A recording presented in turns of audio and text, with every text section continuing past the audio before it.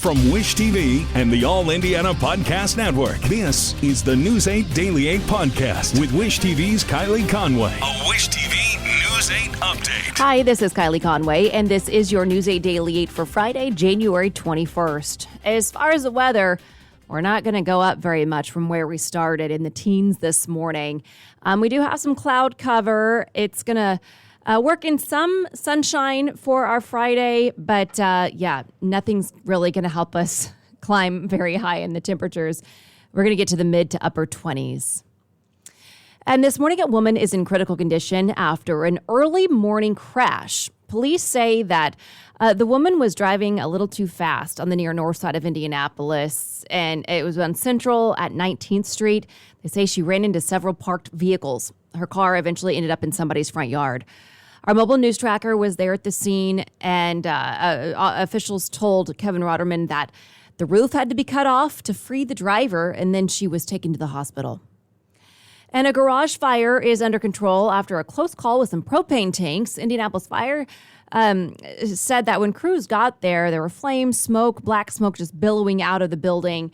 The fire started around 4 this morning on the southwest side near Holt Road and Kentucky Avenue. Officials say propane tanks were exploding as they fought the fire. The garage is destroyed, but IFD says nobody was inside. No word yet on what might have started it. Pike Township schools were virtual again today. The district says it's making the move because of the number of bus drivers that called out sick. The district says lessons will be live, though just held through Zoom today. Pike has had problems staying in person this year. This is just the latest of several unplanned changes.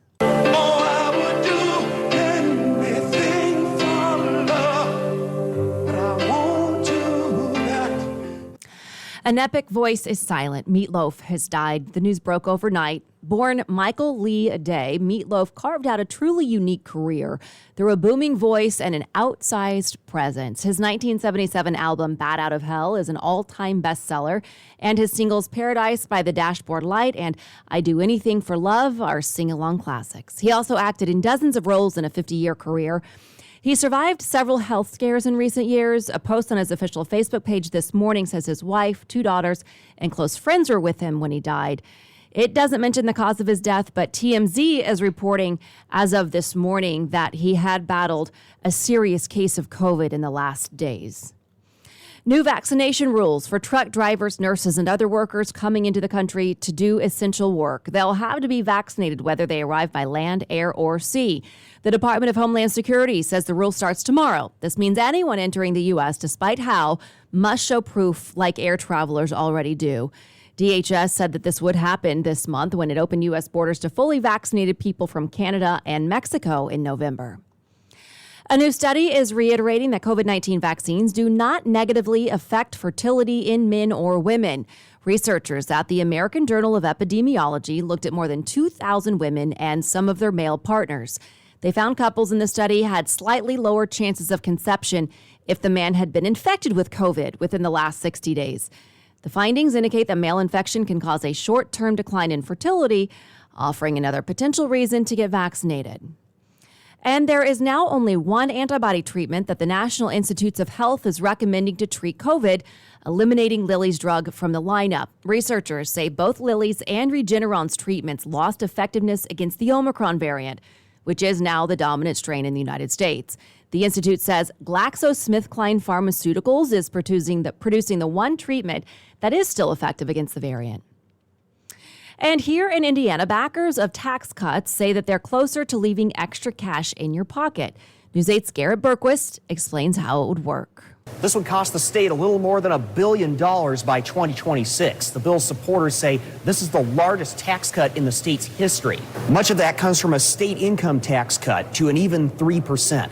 It would save the average Hoosier about $100 a year, depending on your exemptions.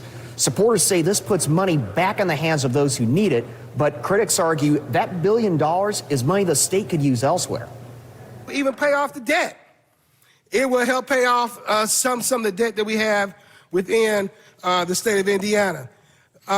School counselors, it help about 14,000 100,000 school counselors. Look, in inflationary times, every dollar matters right now when you're going to the grocery store and you're spending more than you've ever spent before for basic items. When you're spending more at the gas pump than you ever spent before, 120, 150, any amount of dollars is better.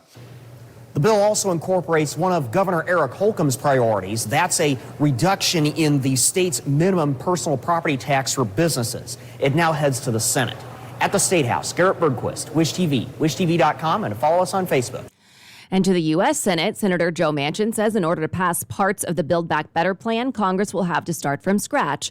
Manchin told a CNN reporter that his final offer of a $1.75 trillion package in December is now off the table as lawmakers go back to the drawing board. He added that Washington needed to get its financial house in order and focus on inflation and the pandemic first before moving forward. Transportation Secretary Pete Buttigieg says in his time working with the infrastructure bill, Americans don't care how lawmakers get it done, but just that it happens. What I've noticed as I'm going around the country talking about the bridges we're going to fix and the roads we're going to build is nobody's asking me whether the version that passed was closer to 2.0 or 3.0 or how many times we started with a clean sheet of paper. People just care about the impact on them. And I think it's going to be the same with Build Back Better. The White House says that they're working on how to best break up the bill. The FAA says it's making progress in clearing more planes to fly around active 5G towers. The agency says 78%, ranging from jumbo jets to some small regional models, are now cleared for poor visibility landings. Verizon and AT&T delayed the rollout this week at some airports over concerns that 5G would dangerously interfere. If you're traveling, you'll want to still check your flight status. Many of the smaller regional jets that connect larger hubs to smaller cities have yet to be cleared. That could lead to delays or cancellations for those flights in bad weather. A district attorney in Georgia wants a grand jury impaneled to help her investigate into former President Donald Trump's possible interference in the 2020 election. The Fulton County DA sent a letter to the chief judge of the county Superior Court. The DA says her office has information of indicating a reasonable probability of a criminal disruption. The investigation was opened a year ago after a recording revealed Trump asked Georgia's Secretary of State to find enough votes to flip the state in his favor. And as state lawmakers move to ease gun rules in Indiana, a national gun control advocacy group argues weaker laws lead directly to more gun deaths. The claims from Everytown for Gun Safety play out in two maps. The first looks at states by their laws. Everytown assigns each state a score based on the strength of its laws. The second map shows the rate of gun deaths by state. In nearly all cases, it's a direct flip. More restrictions, fewer deaths by percentage. Fewer restrictions, a higher rate. Indiana's rate is 14 deaths per 100,000 people. Last week, the Indiana House passed a bill that would eliminate the requirement for adults to apply for a handgun permit, and it is headed to the Senate now. And you may notice two new billboards along Keystone Avenue. The city put them up in hopes of reducing violence. They're side by side. Marion County Prosecutor Ryan Mears says one points out the root causes of violence, including trauma, poverty, and lack of support. The other is a reminder that we all are powerful, beautiful, family, and human. One of the things that we are seeing in our community right now is there's very much this fear factor where everybody wants to try to scare people with fear. But you can combat that message if you come in with hope and opportunity and empowering young people. The Keystone billboards are the first of 25 to go up. They're expected to stay up for a month. 4 teens and young adults helped design them. Today, a high-stakes meeting in Switzerland. U.S. Secretary of State Antony Blinken is talking with his Russian counterpart about the Ukraine crisis. The Biden administration is urging Russia to de-escalate the situation and pull its troops back from Ukraine's border. The president is trying to clarify a comment he made this week about America's response to a minor incursion as opposed to an invasion. Many allies criticized the answer, saying it appeared the president wouldn't respond strongly to something less than a full military attack. If any assembled Russian units move across the Ukrainian border, that is an invasion. But it will be met with severe and coordinated economic response that I've discussed in detail with our allies, as well as laid out very clearly for President Putin. The president of Ukraine responded to Biden's initial comment with a statement saying, in part, "We want to remind the great powers that there are no minor incursions and small nations.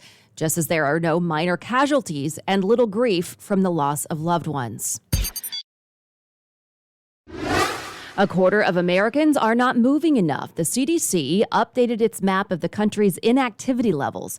It shows 25% of adults are not active. The study was conducted from 2017 to 2020, so we can't blame it all on the pandemic either. The agency defines inactivity as not doing much outside of work over a month's period. Indiana came in as the 9th least active state in the United States. According to a map, nearly 29% of adults in the state, 28.5%, are physically inactive, meaning they don't exercise. The CDC recommends at least 150 minutes of physical activity each week. The most active state was, to no surprise, Colorado. Another winter storm bears down on the eastern seaboard. The Carolinas and Virginia are already under states of emergency, and authorities are asking people to avoid driving. The forecast sent people to stores to try to stock up for whatever the weather brings, but supply shortages and repeated rounds of weather are leaving many shelves bare. At least one person plans to approach it with some creativity. It's always good to be prepared because you never know, but with the shelves being empty, I think it's a great time to learn to improvise. You know, what you really need, what you don't need, what you can substitute. The National Weather Service is forecasting snow and ice today. Adele postpones her Las Vegas residency just before it was set to start. The singer posted a video apology and explanation. I'm so sorry, but my show ain't ready. We've tried absolutely everything that we can to put it together in time and for it to be good enough for you, but we've been absolutely destroyed by delivery delays and COVID. The show was set to start today with 2 shows a day through mid-April. No word yet when it will be ready to open. A new study shows marijuana may leave a lasting impact long after use. Research published in the journal Addiction looked at studies on more than 43,000 people. Their findings show a main compound in THC can have negative effects on the brain's higher levels of thinking. Researchers say that can make it difficult to remember important data, stay organized, and solve problems. The data also shows the drug can impact the ability to control emotions and behavior. And today, there's a groundbreaking for a very different kind of hotel in Indiana. Tiny Urban Escapes repurposes old shipping containers to create private suites. The hotel will be on Michigan Street near Belmont Avenue. The owner expects to finish construction by late this summer. To the Pacers, the rookies get a chance to shine in an upset overtime victory over the Golden State Warriors, 121-117. No Malcolm Brogdon, no Karis LeVert, no Domantas Sabonis, and it also sounded like no chance against one of the best teams in the West. But the bench more than made up for it. Kiefer Sykes hit back-to-back shots in overtime. Rookie first-round pick Chris Duarte led the scoring with 27 points, going toe-to-toe with Warriors guard Steph Curry. The Pacers will try to make it 3 in a row when they travel to Phoenix to take on the Suns Saturday night. And a Thursday night thriller in Bloomington. IU beats Purdue thanks to a clutch shot. The Hoosiers played host to the number 4 ranked Boilermakers. Rob Finnessy's 3-point shot with 16 seconds left on the clock sealed the deal with a 68-65 victory. News 8 Sport Director Anthony Calhoun was at Assembly Hall for the big rivalry game. Purdue came into this rivalry against IU literally owning the Hoosiers over the years. 9 straight wins against IU, and boy, did they make IU literally have to go to the final seconds to win this game against the Boilermakers. Rob Finnessy hit the game-winning 3-pointer to give IU its win against Purdue, and how fitting. He grew up just 9 miles away from Mackey Arena. He told me it was a dream come true. Great, I mean, every time I go home, people always talk trash to me. So, I mean, I just finally needed to get one. So, yeah, I mean, that was huge for us. I mean, shout out to X. He had a really big game in the second half. I won't ever forget.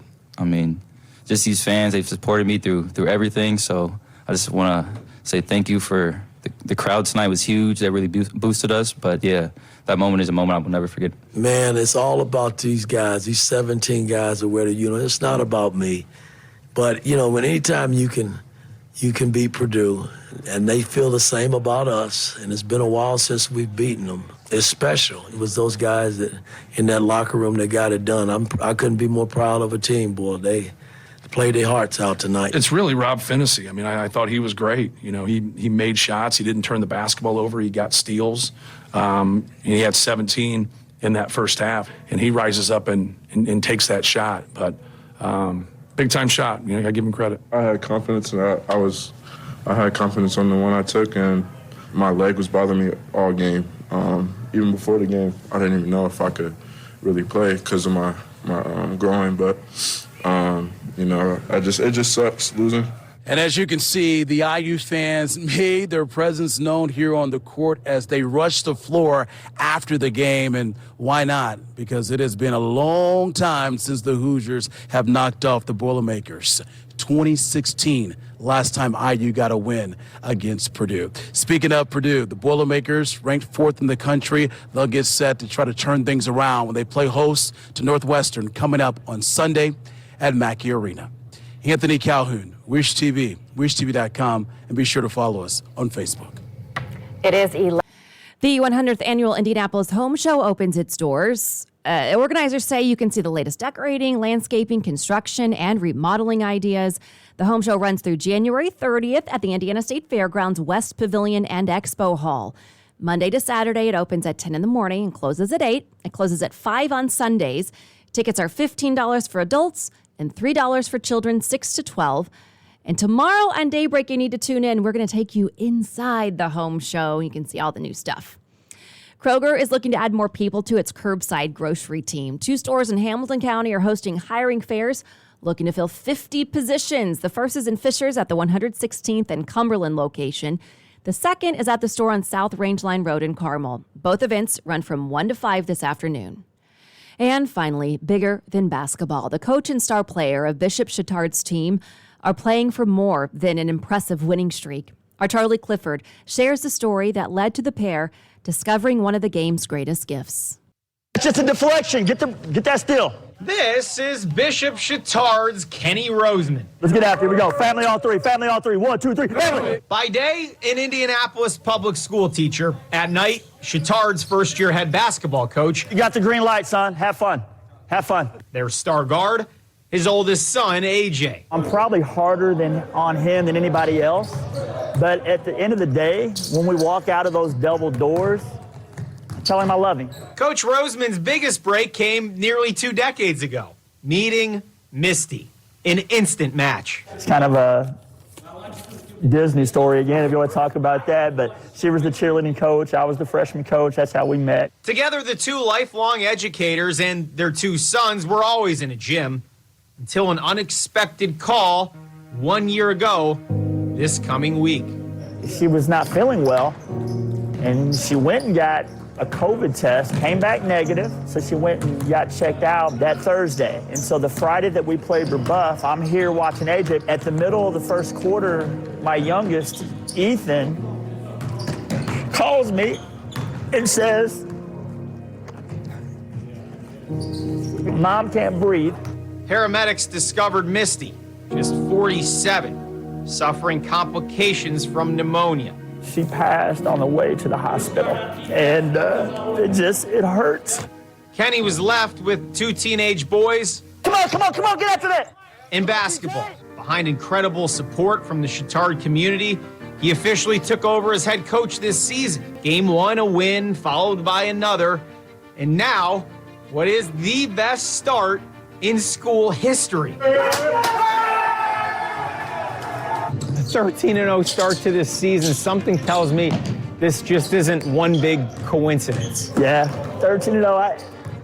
I would have never imagined it, but these guys have totally bought in. I know she's not here physically, but I can still feel her presence, and I know she's still orchestrating everything for us. A win streak is ultimately just a number. The lasting image of this team, a family staying in the game. Just to see him smile again. Just to see him smile and having fun has been special. It's bigger than basketball. Charlie Cliff, Wish TV, wishtv.com. Follow us on Facebook. Kind of puts things in perspective, doesn't it? This has been your News 8 Daily 8 for Wish TV. I'm Kylie Conway. Online at wishtv.com And follow us on Facebook when you search Wish TV. This is the News 8 Daily 8 podcast with Wish TV's Kylie Conway. A Wish TV News 8 update on demand. For even more, on demand and on the go. Connect with Wish TV on Facebook at wishtv.com and on the free Wish TV mobile app. Thank you for listening. And be sure to like, subscribe, and follow this podcast for updates every weekday morning on the All Indiana Podcast Network and wherever you get your podcast.